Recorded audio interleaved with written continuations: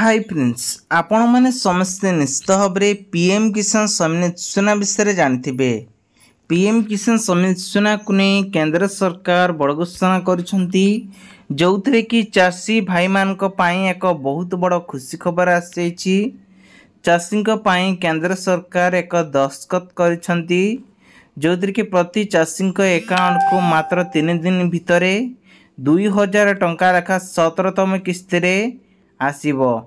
ते पीएम किसान सम्मान योजना को नहीं तृतीय थर पर शपथ नहीं केंद्र सरकार किस्ती रिलीज करिया फाइनाली एवं दस्तखत मारी 17तम किस्ती प्रधानमंत्री मोदी सरकार जून 18 मंगलवार रे कृषकों अकाउंट रे जमा हब अर्थात आज ठारू आउ 3 दिन अपेक्षा करिथिबा योग्य हितकारी अकाउंट को 2000 टंका लेखा प्रदान करा जिवो।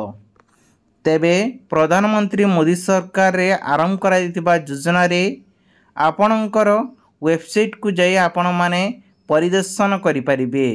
एथिरे प्रधानमंत्री कृषकों अकाउंट रे जो माने अप्लाई करिसंती सेमानकर नाम मध्य रहितिबो।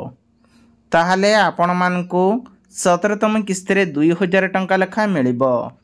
तेबे पीएम किसान योजना रे 9 कोटी चाषी अकाउंट को 20 कोटी टंका स्थानांतर करा जाइछि। तेबे विश्व शर्मा सरकारी ट्वीट करी हैंडल करिछंती। आसाम रे 17 लाख चाषी अकाउंट को 350 कोटी टंका सीधा सड़क ट्रांसफर करा जाइछि। तेबे ओडिशा रे केंद्र सरकार फाइनली अपडेट देइछंती आसंता 18 तारीख रे सब किसान के अकाउंट को 2000 टंका लेखा ट्रांजेक्शन करा जिवो।